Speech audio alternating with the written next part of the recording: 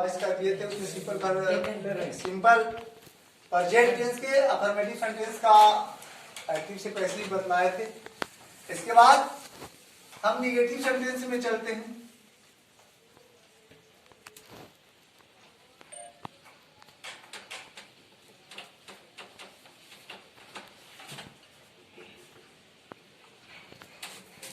जब हम negative sentence simple present tense के निगेटिव सेंटेंस में चलते हैं, उसका अगर हम एक्टिव से पैसिव बनाएंगे, एक्टिव वॉइस में बदलने के लिए हमको उसका स्ट्रक्चर देना होगा सब्जेक्ट प्लस डू डज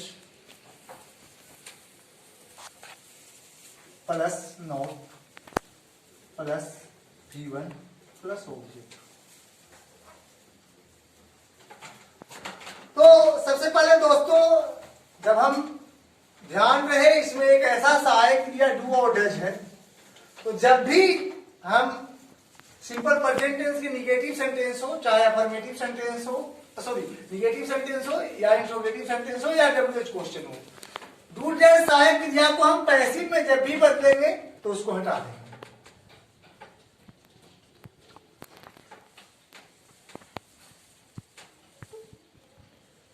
जब भी पैसिव वॉइस में बदलेंगे तो हम उसको हटा देंगे। क्या करेंगे? पैसिव ऑब्जेक्ट पहले इसको करेंगे हम। ये ऑब्जेक्ट जो हो जाएगा पैसिव का सब्जेक्ट, फिर डू डैट के स्थान पर हम एम इज आर को लाएंगे। ऑब्जेक्ट को लाने के बाद हम ऑब्जेक्ट को पैसिव का सब्जेक्ट बना देंगे और उसके बाद एम इज आर का प्रयोग करेंगे। इसके बाद हम नॉट का प्रयोग करेंगे, डू डज को हटा दिया जाता है, और इसके बाद हमेशा की तरह भित्री का प्रयोग किया जाएगा और यहां पर हम बाई का प्रयोग करेंगे।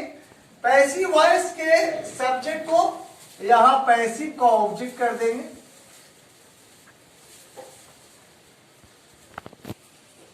यहां पैसिव का सब्जेक्ट, यहां पैसिव का ऑब्जेक्ट हो जाएगा। तो यहां बाबू हम जैसे सपोज दैट एक्टिव वॉइस में हम लेते हैं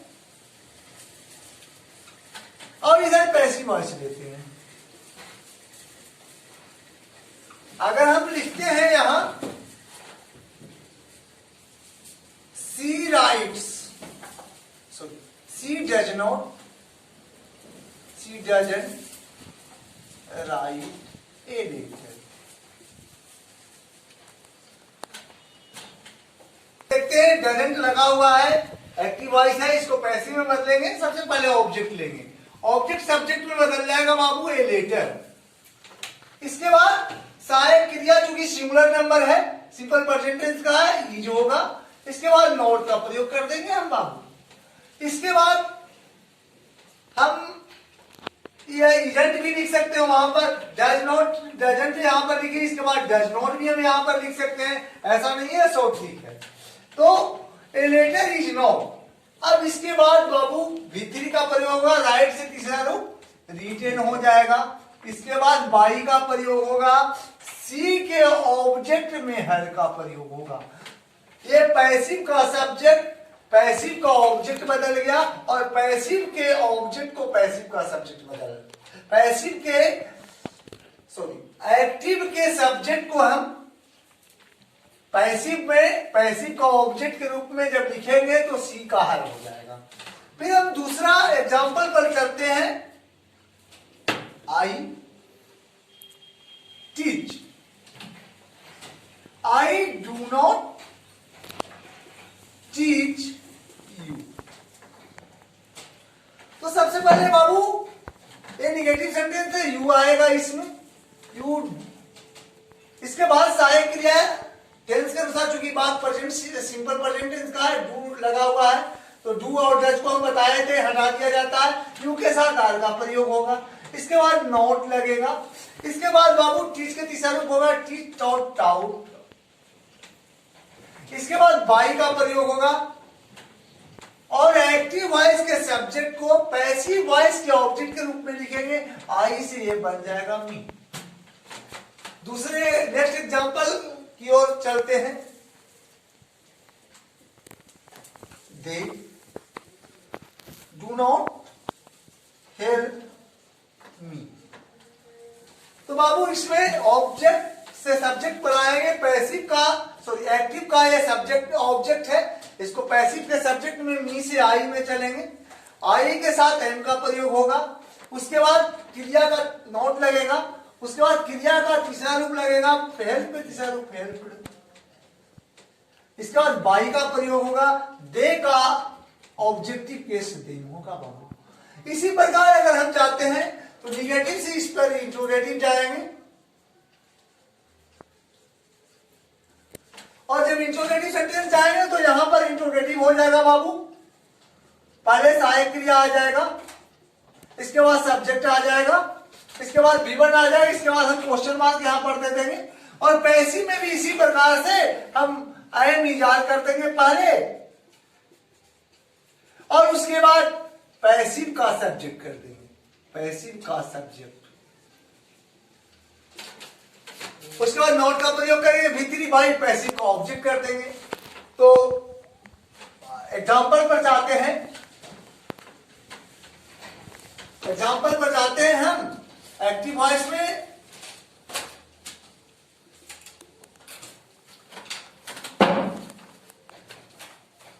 does she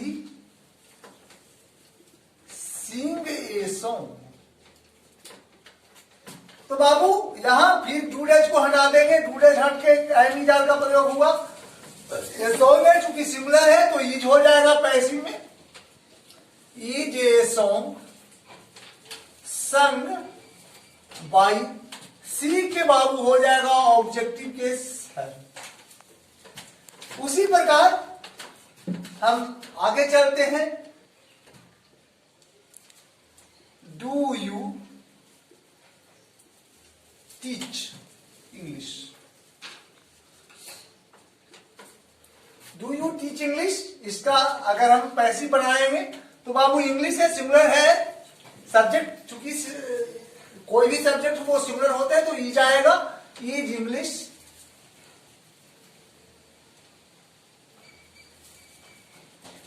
taut by, object के रूप में यू सब्जेक्ट ऑब्जेक्ट दोनों होता है। उसी प्रकार अगर बाबू नोट लगा के इसको बनाना हो तो यहां पर हम नोट लगा देंगे, और यहां पर फिर नोट लगा देंगे, उसमें थोड़ा सा इंट्रोगेटिव में नोट लगा हुआ था, उस नोट को हटा दीजिएगा, यहां पर नोट नहीं लगेगा, अब नोट लगेगा अगर नोट लगा है। तो अगर इंट्रोगेटिव सेंटेंस के बाद कोई नोट का प्रयोग हो तो उसे हम नोट लगाएंगे, सब्जेक्ट के पहले भी लगा सकते हैं, सहायक क्रिया के बाद, और सब्जेक्ट के बाद भी लगा सकते हैं। एग्जाम्पल के लिए बाबू,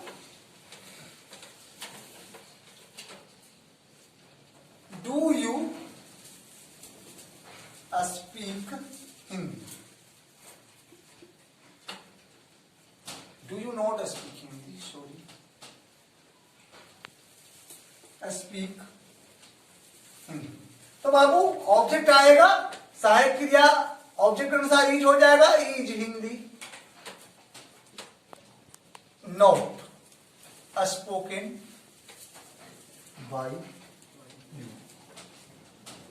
या अगर यहां डोंट रहे, डोंट यू स्पीक हिंदी, तो इसको हम इस प्रकार भी बना सकते हैं, isn't Hindi spoken by you.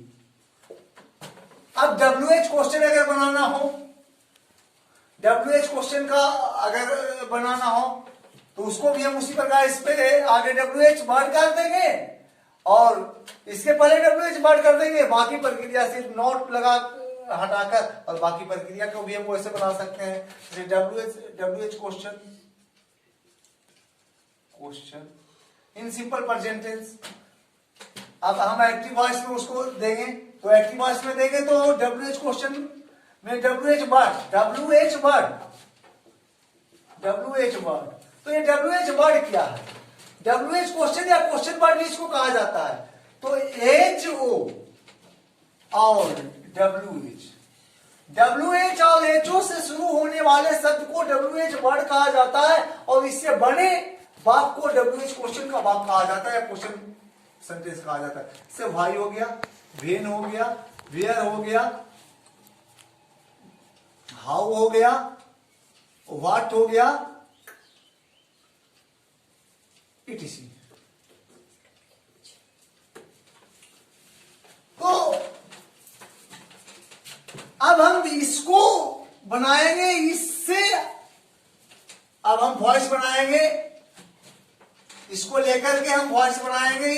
अगर ये वाक्य में रहेगा सब मौजूद तो उसको कैसे हम एक्टिव से पैसिव करेंगे, सिंपल प्रेजेंट हालांकि ये सब सेंटेंस में होगा, चाहे कोई भी टेंस में हो, ऐसा जरूरी नहीं है कि। तो हम सिंपल प्रेजेंट टेंस में लेते हैं WH question, simple present tense. सबसे पहले एक्टिव वॉइस का स्ट्रक्चर देंगे तो इसमें WH वर्ड आएगा, प्लस सहायक क्रिया आएगा, प्लस सब्जेक्ट आएगा, प्लस V1 प्लस ऑब्जेक्ट आएगा। अब इसको हम पैसिव में बदलेंगे तो इसमें सबसे पहले WH वर्ड आएगा,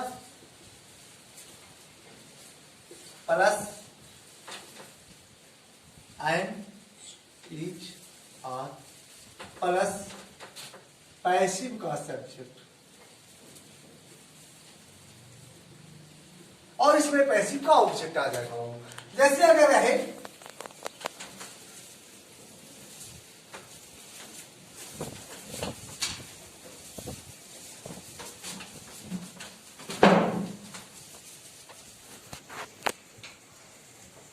how do you speak English, आप अंग्रेजी कैसे बोलते हैं।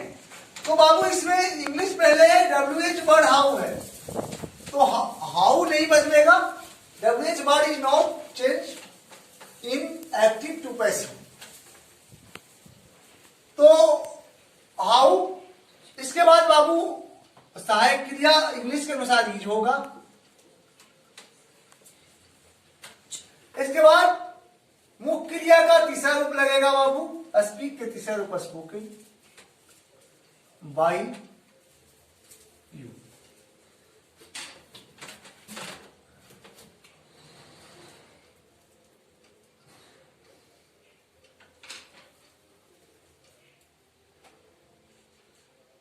When does she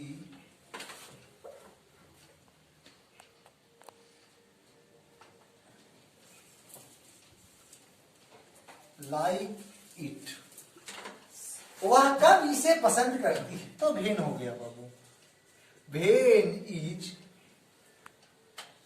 it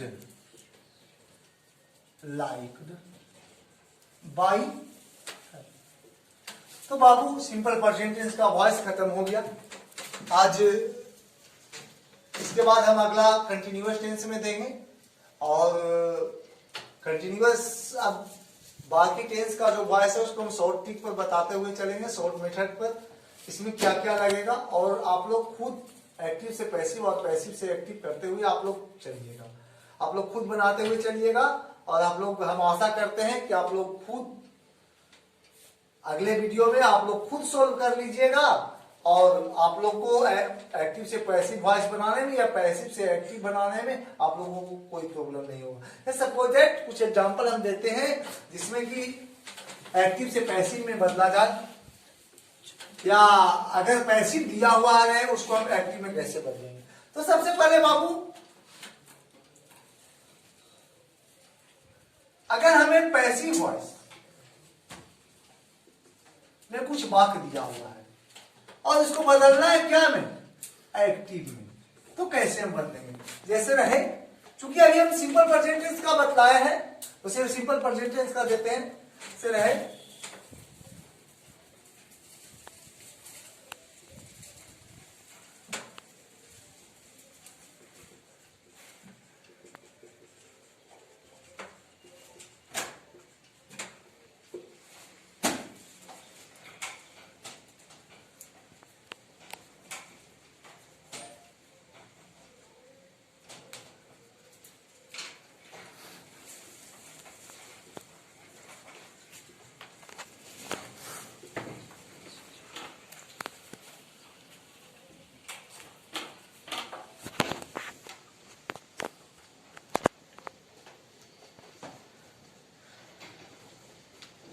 suppose that माना जाए कि अगर पैसिव वॉइस में दिया हुआ रहे, उसको एक्टिव में कैसे बदलेंगे? तो सबसे पहले हमें पैसिव वॉइस का वाक्य पकड़ना, वाक्य की रचना, कि वाक्य की रचना में क्या क्या है।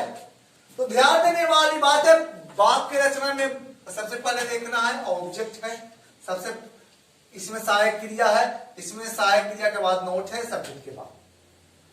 तो सबसे पहले बताए थे कि जो ऑब्जेक्ट लास्ट में रहेगा पैसिव में वो सब्जेक्ट होगा, और पहले जो रहेगा सब्जेक्ट वो ऑब्जेक्ट हो जाएगा, या एक्टिव में रहेगा अगर सब्जेक्ट तो वो ऑब्जेक्ट हो जाएगा, और ऑब्जेक्ट रहेगा तो सब्जेक्ट हो जाएगा। तो अब इसमें सीता को लेके चलते, चूंकि सीता तो सब्जेक्ट हो जाएगा।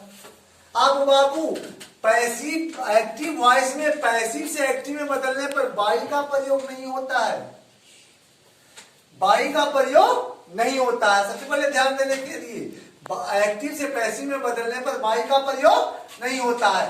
तो सबसे पहले सीता, अब सीता थर्ड पर्सन का सिंगुलर नंबर है। ध्यान दीजिएगा, जब भी एक्टिव वॉइस में सिंपल प्रेजेंट टेंस में वाक्य की रचना होती है तो सब्जेक्ट प्लस V1 या V5 प्लस अदर वर्ड्स होता है बाबू, या ऑब्जेक्ट भी यहाँ पर डाल सकते हैं। तो यहाँ बाबू जब भी होगा तो V1 या V5 में क्रिया, V3 में क्रिया नहीं होगा, सहायक क्रिया का तो प्रयोग ही नहीं होगा एनविजार का एक्टिव। तो हम सीता के बाद डायरेक्ट क्या करेंगे? क्रिया, क्योंकि वाक्य की रचना होती है तो कर्ता के बाद क्रिया, तो सब्जेक्ट, तो सीता।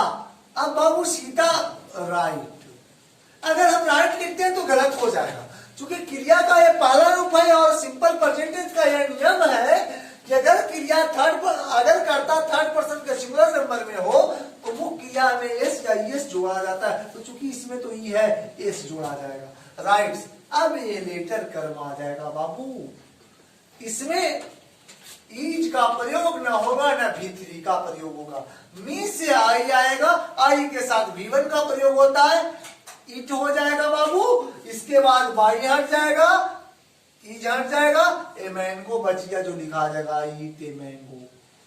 फिर बाबू यू यहां आ जाएगा, नॉट हट जाएगा, एम हट जाएगा,